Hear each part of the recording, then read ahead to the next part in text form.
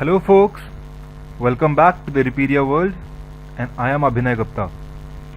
So today again we'll continue with the topic, the meeting of the board and its powers. Yeah, we have already had a couple of classes on this topic. We have had at least 9 to 10 lectures already, right? So what did we learn in our previous lectures? In immediately preceding 2-3 lectures we have done the audit committee, right? Section 117. Remember? What are the companies on which audit committee is applicable? The listed company and the... Do you remember what we had done in the audit committee?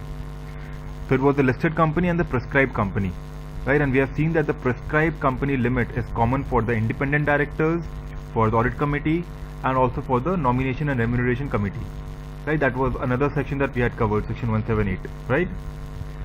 So what was that limit? What were those prescribed companies?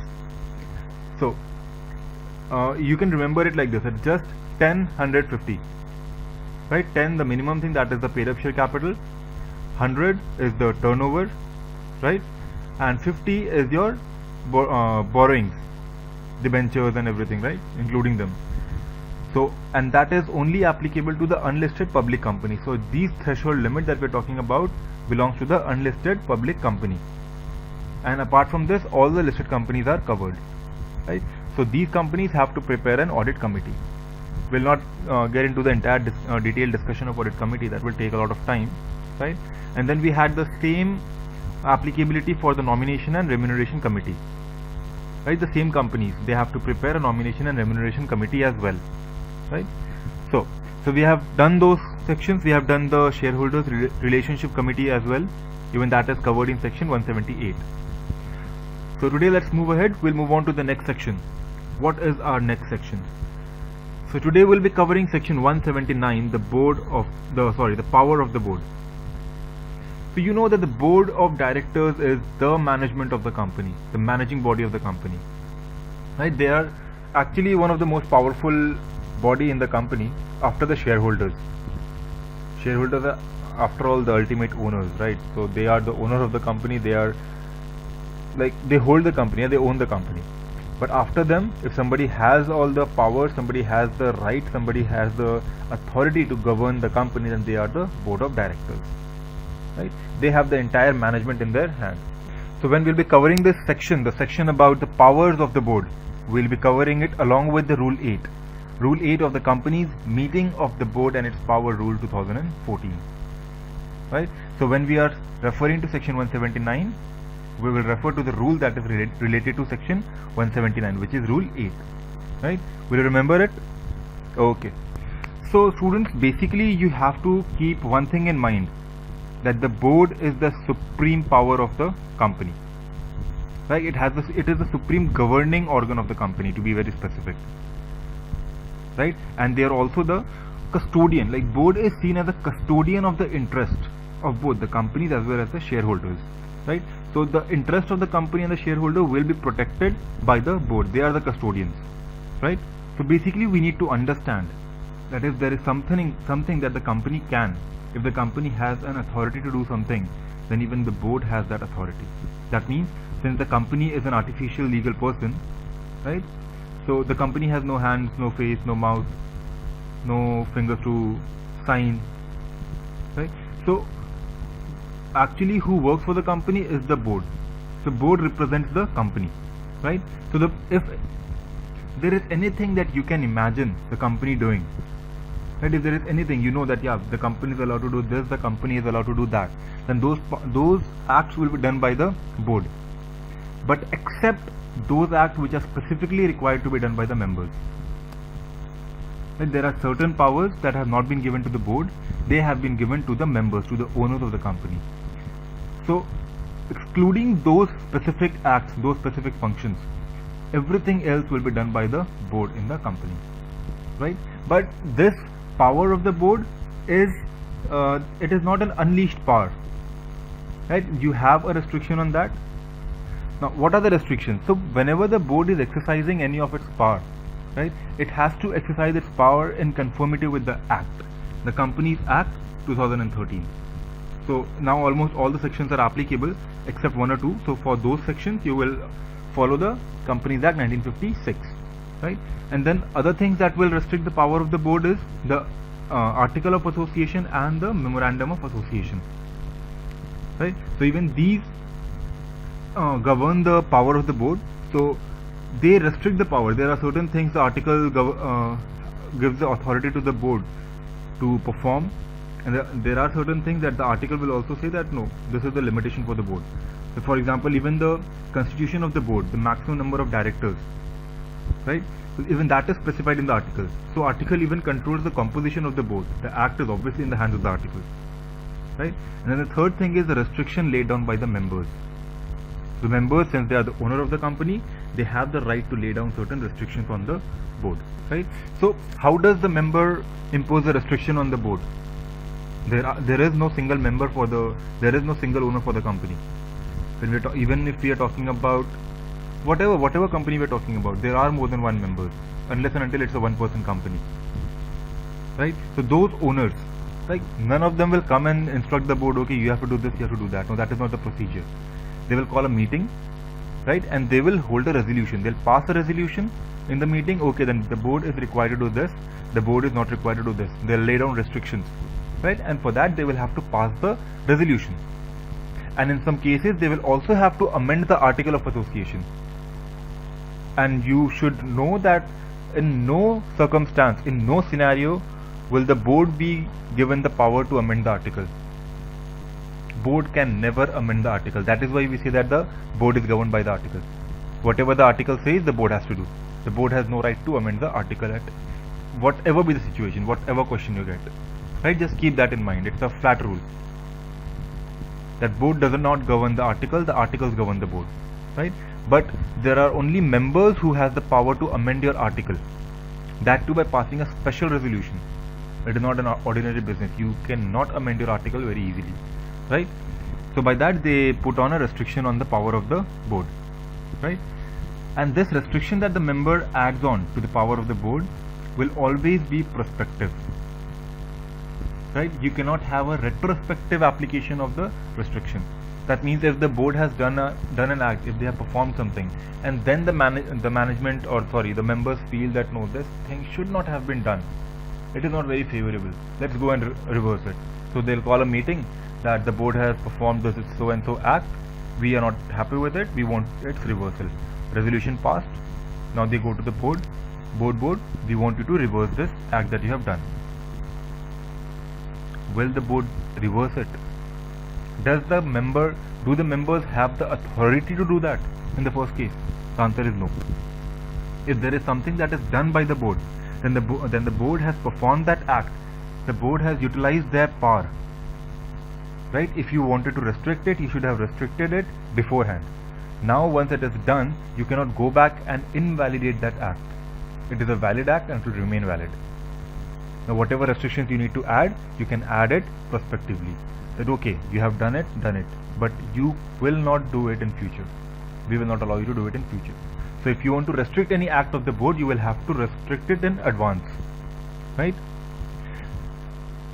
But this does not mean that board is just a normal body. No. Board is a supreme power in the company. Not every time the management can just come and interfere into the working of the board. No. They can pass a resolution, they can restrict the power of the board. That is allowed.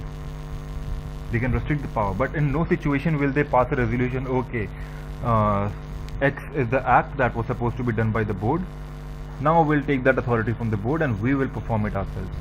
Can the members in their general meeting pass such a resolution? Obviously they can pass, there is no issue. It's their meeting, they can pass a resolution, but that resolution will not be effective. They cannot restrict, they cannot take away the power of the board into their hand. Even if they pass a unanimous resolution, the act won't allow them. You cannot supersede the act by passing the resolution, right? And they also cannot interfere into the day-to-day management of the company. If the directors have been vested with the responsibility of the management of the company, you should allow them to do it by themselves. They are competent enough to do it. They are qualified, right? You have elected them on that basis. Now if you have elected them, at least you should maintain the dignity of your own intelligence. because you have applied your intelligence while you were appointing them. Right? So trust them, let them do their duty. You're not supposed to interfere into their day-to-day working. Right? And even if you impose a restriction, that will be prospective, that will never be retrospective. Right? But however, the shareholders shall be authorized to exercise all the power of the board in certain cases. Now what are they? That is, if the board is being acting malified, they are not acting appropriate as to what they are supposed to do. Their acts and their deeds are not favorable. Right? There is either they may have some negative intention, or maybe they're not able to work properly. There's something going wrong. Their acts are malified. Right? And malified is something that has an intention to deceive. Right? They have a wrong intention. They want to deceive the shareholders or the board or the company or anything. Right? But in plain text, it is cheating. Right? And next, when the board is incompetent. Now, when we talk about the incompetency of the board, that does not mean that the board is not qualified or the board does not have the sense to do it. No, that does not mean. That is not the meaning of incompetent. When we talk about the board being incompetent, it means that the board is not being able to authorize it, to actualize its power, to utilize its power. Right? There may be a situation like, for example, if we take an example, then consider a situation where all the directors are interested. If all the directors are interested, you cannot have a quorum, because interested directors are not involved in the quorum. So if you have no quorum, you cannot hold a meeting. If you cannot hold a meeting, you cannot decide. If you cannot decide, you cannot act. Hence you are incompetent. Right? So these are the situations when you would consider that the board is incompetent. The board cannot act. Their hands are tied, handcuffed. Now what is the resort? Now the members will take over that power and they will decide by a resolution in the general meeting as to what is to be done. Right? The other situation is a situation of deadlock. Now when does a deadlock arise? We have discussed it in our previous class also. Deadlock is a position, is a situation where the vote for the resolution and against the resolution is equal. That means there is a tie. Right? But again, we have also seen that in case of tie, the chairman has been given a veto power. They have been given a power of a casting vote. That is a second vote. Right? So if the chairman passes, if he casts his second vote, then he can win the resolution in the case of a deadlock. Right? Otherwise, generally it is deemed that the resolution is lost. But if there are some situations where a resolution has to be passed, something has to be done very urgently, right? And there is a situation where there is a deadlock. Even if the chairman wants, he cannot break that deadlock. Or he is not wanting to cast his vote, he is not wanting to take the responsibility. Then what is to be done? And that is the situation when the matter is passed on to the members. Right? Because the board, they cannot decide. There are 10 directors, 5 and 5 are fighting amongst each other. No, we will bring this resolution. The other 5 are telling, no, we will not let you bring this resolution. Now there is a fight. Right? And then who will resolve it? That fight will be resolved by the members in the general meeting. Right? So it is clear with you. So if we go with a brief, we'll just read the screen. If a company can, the board can, except what only the members can do.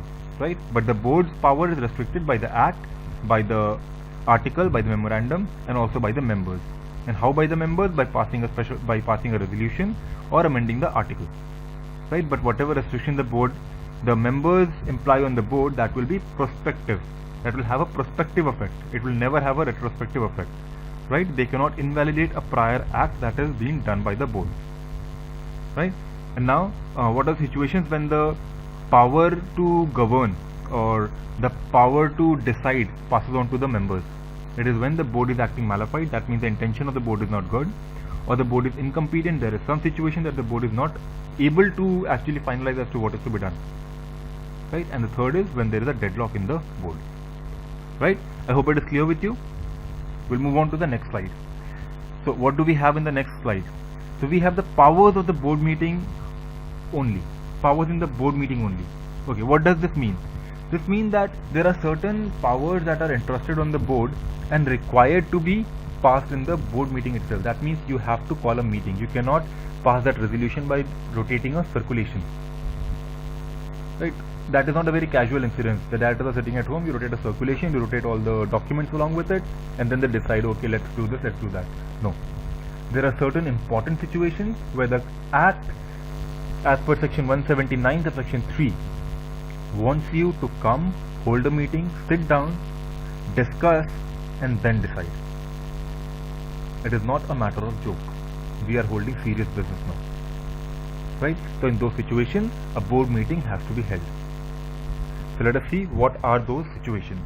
The first is the call, to make calls. The power to make calls on shares.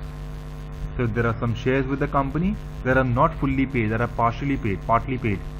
Right? And now they want to make the last call or the second call or the third call, whatever it is. So that if you are deciding to make a call, that means you are deciding to raise your capital now. It was at rupees 10 share and you have only 5 paid up, but now you want 3 more, for example, and you want to make a call for rupees 3 per share.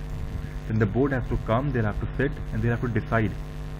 They'll have to discuss the viability, they'll have to discuss the necessity, the need. Why do you want to make the call? What is the requirement of the money now? Right? So they'll have a good discussion on it and then come to a conclusion whether or not they want to make that call. Right? The call over here does not mean they're making a phone call or something. The call means they are calling the money for the shares. So the next power that we deal with is the authority to buy back. Now you know that buyback is restricted. Section 68 restricts your buyback. It deals with the buyback. So basically what does section 68 say? So section 68 puts on a restriction for buyback. Right? It says that the buyback should be authorized by the article if you want to do it. First thing. Right? And secondly, you will also have to pass a special resolution. Right? That means first when you're preparing your article, you will have to provide in an article that the company is allowed to buy back its share when it wants in future. And there may be a situation. Right? You'll have to think about it in advance and then you'll have to give a provision in your article. But again, when you actually want to exercise that power of buying back of your shares, right, you will have to pass a special resolution in the general meeting for that situation, in that situation as well. Right? So you will have to have two things. First is provision in the article, and it is not or, and passing a special resolution in the general meeting. Correct? Now even the special resolution is not required at all times. Right? There is a small margin that has been given. There has been given the power to the board that if there is a buyback which is equivalent to 10% or less than the 10% of the aggregate paid up share capital that you have in your company, then you can avoid that special resolution in the general meeting, but instead pass a resolution in the board meeting. But provision in the article is again compulsory over here. That means first thing you need to understand that if you have not provided in your article, you will not be allowed to buy back your shares. Second thing is that up to 10% you can pass a board resolution and buyback, and beyond that you will have to pass a special resolution in the general meeting. Right? Correct? Okay. So the next is the power to issue securities, including the debentures, and this too within India or outside India, wherever you want to issue. So if a company is wanting to issue some debentures, right, that means if they are wanting to raise some money, then you will have to call a meeting of the board. You'll have to call all the people, all the directors. Even if all does not come, you have enough directors to actually fulfill the condition of your quorum. You can pass a meeting, you can call a meeting, you can pass a resolution that okay, we need the money for this purpose, let us issue debentures. Right? So this is not a very lenient thing. You will increase your liability by adding debentures to your balance sheet. So you will have to hold a board meeting for that. It is not a very casual event, right? That can actually change the shape of your balance sheet. Right? So that is about issuing securities or debentures. But otherwise also, if you want to borrow money for any purpose without issuing this debenture or something, you simply want to borrow money, you want to raise some loan. Right? So even for that, you will have to call a board meeting. Why do you need the loan? What is the necessity? How much is the amount? From whom will you take the loan? Right? All these things have to be decided. They have to be discussed. Right? The appropriateness of the amount of loan that you want has to be judged. So for that, the section wants that you need to call a board meeting. Now this was a situation for the company that lacks fund, that you need to issue security, issue debentures, borrow money. Now after borrowing money or before borrowing money, if you have surplus funds with you and now you want to invest that fund, then you need to decide where to invest that money. Right? Investment is a very judicious decision. If that is not taken very well, you may suffer good loss for that also. Right? So when you're making an investment, you will have to call a meeting, sit down seriously, discuss upon it, take a wise decision, and then make the investment. Now this was a situation when you wanted to get money. Now you found a situation where you want to invest the fund. Now there is another situation that if the board wants to give out loan to somebody, right? That means the power to grant loan or to give a guarantee, right? Or even if you're not giving a guarantee, you're providing a security for the guarantee in respect of the loan, right? So in that situation also, please call the board meeting, sit down and discuss. Now another major thing, now if you want to expand your business, you want to diversify, now will you just sit at home and give a call or send a circulation? Yeah, we are planning to diversify. We just have the electronic section, let us move on to FMCG also. So do you say yes and they'll just send you a letter, okay, yes, let's do it? That's not the way. If you want to diversify, it's a very big decision. So the section wants that for this, compulsorily you'll have to call a board meeting. Similarly, the power to approve the financial statement and the board report. You have prepared a financial statement, now you want to disclose your financial statement, so you will have the power to approve the financial statement. You come on, sit, all of you discuss on all the elements of the financial statement, whether everything has been done properly, whether everything has been accounted for very well, right? And then when you prepare the board report, you'll have to see that all the inclusions, whether you have made it, whether you have given the remarks for the auditors, the CSR and thing, everything, like you know the content of the board report. We have discussed it, we will be discussing it again when we do the board report, right? So when you are discussing on those matters, you will have to sit down and actually give it a good thought and then finalize, right? We have already seen the diversification of business. Now with the diversification of business, there is another thing similar to that, which is amalgamation, merger and stuff. So if you want to approve any amalgamation, any merger or reconstruction, you need to call a board meeting, right? It cannot be that yes, a director Mr. X gives or rotates a circulation to Mr. Y, Mr. Z, Mr. W, Mr. U and says, okay, we are planning to merge with XYZ Limited. That's my brother's company, I think it's going very well, let's merge it, will be beneficial. And they say okay. That's not the situation. Merger, amalgamation is a very big issue, right? How do you want to merge? What do you want to reconstruct? How much do you want to bring your share capital to? What is the power you want to delegate? There are a lot of things to discuss, right? So for that you need to call a board meeting. So similar to that is again the takeover of a company. You want to take over a company. You are a big company, you want to take over a small company. There is also reverse merger also, that yeah, even if you are a small company, you can take over a large company. That is a rare situation. So if you want to take over a company or acquire a controlling interest at least, that means more than 50%, you have the controlling interest or a substantial stake in another company. Right? If you want to do that, you will have to pass a board resolution. And then the section also leaves an open space for other inclusions, which says any other matter which may be prescribed. Right? So remember, my dear friends, it is not only section 179 subsection 3 that deals about the power of the board to be exercised in the board meeting. Right? Don't think that this is the only section that specifies or that requires you to call a board meeting for taking a decision. You have other sections too for this, like you have section 161 subsection 4, section 182. Right? So what is section 161? We have discussed already. It is the power, subsection 4. It is the power to fill up the casual vacancy. Now if a casual vacancy has occurred in your board, that means somebody has resigned, somebody has been terminated, somebody has died, something has happened, right?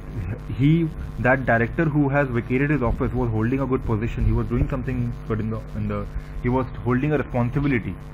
Now he is no more, he has left the firm, he has left the company. Now who will do his job?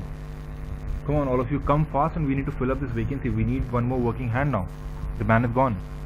Right? So for filling that casual vacancy as well, you will have to call a board meeting. That is the requirement of section 161 subsection 4. Right? You remember when we were doing that section? Right? And then section 182 that we will be doing ahead, just in another 2 or 3 lectures, we will be covering section 182.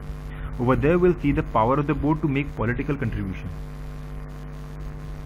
Right now, you know that the government is coming. The government has just come 2 years back. We had an election, so for that they have to raise funds for their campaigning, and there are other reasons also why they need fund.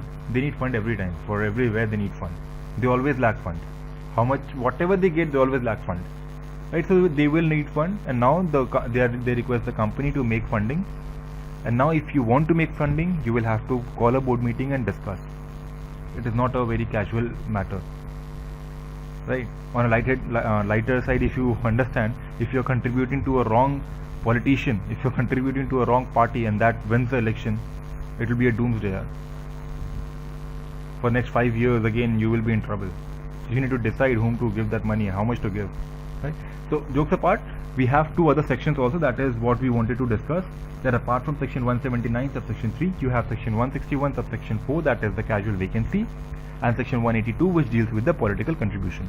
Even they request you to hold a board meeting to pass the resolution, right? Then we also have some power in Rule 8. Even Rule 8 has to specify 3 positions where the board has to call a board meeting. So one is the power to make political contribution, that we have already seen, that is reflected in section 182. Even Rule 8 says the same thing. You will have to call a board meeting for that, right? Next is power to appoint or remove the key managerial person as well. Right, we have seen about the appointment of director in the case of casual vacancy, section 161 subsection 4. So over here, if you want to appoint or remove a key managerial person as well, you will need to call a board meeting. And the other power is the power to appoint auditors.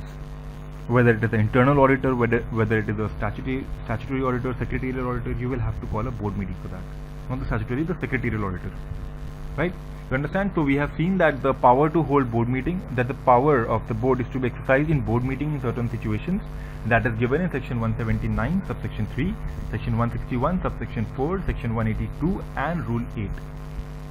Right? And better than remembering the section, you will have to remember that when we are discussing about the power of board, we'll always obviously see whether it is in the board meeting or by circulation, when we are filling the casual vacancy and the political contribution. Right? And also as per the Rule 8 of the 2014 rules, right? And now there are certain powers that the board can delegate. So coming back to a previous slide, there are among these powers, there are 3 powers that the board can delegate. That is the power to borrow monies, the power to invest the fund of the company, and the power to grant loan or give guarantee or provide security. Right? These 3 powers can be delegated by the board. Now, whom do they delegate it? They can delegate it to a director committee that they have set up, to the managing director, to any manager, or the principal officer of the company, or the principal officer of the branch. Right? So over here you have these 3 powers that you can delegate. You don't have to hold a board meeting always, right? So for these you can hold a director committee meeting as well, right? But these will not be. But for these you will not give the blanket power to the director, to the managing director or the committee or anything. You will not blindly say, okay, you have the power to borrow money. Whatever money you want to borrow, go ahead. No, that is not the case, right? So these powers are restricted by the board. The board may delegate, right? But they will delegate it subject to certain conditions, right? And that condition will be specified by a resolution passed in the board meeting. So even if you want to delegate, you will have to pass a resolution in the board meeting that we are delegating these powers.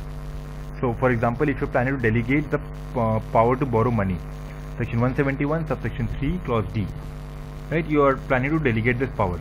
So you will have to pass a resolution that okay, we are planning to delegate this power to the managing director, for example, right? But along with that, you will also have to specify the total amount of borrowing that the managing director can make. Right? Suppose you thought that you could make a borrowing of 2 crore rupees per annum for this year, right? And you have already made a borrowing of 80 lakhs. So you will specify that we have only 120 lakh limit left. So within that 120 lakh, you can exercise your power, right? Similarly, when you have to delegate the power to invest the fund of the company, you will pass a resolution that okay, we want the manager, for example, to take the power to invest the fund of the company, right? But that resolution will not be a blanket resolution as well. That doesn't mean that the manager can invest everything that the company has. No, right? So you will specify the total amount up to which that the manager can invest, and also the nature of investment that the manager will make.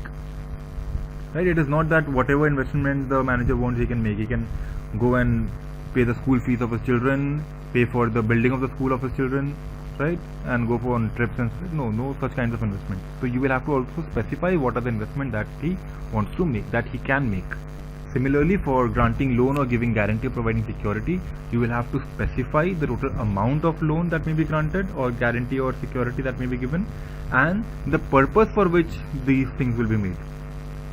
So remember, whenever you're talking about investing for making loan, you will have to specify both things to them, the amount and the purpose, right, or the nature of investment. Now over there, with maybe you want to invest, if you have a bandwidth of 1 crore, you want to invest 20 lakhs now, 80 lakhs later, whatever you want to do, that is your discretion. That is the management of the bodies to whom you are delegating, the director committee, the manager, or whatever, whoever is the person, right? But again, you will have to specify the amount and also the purpose. Correct?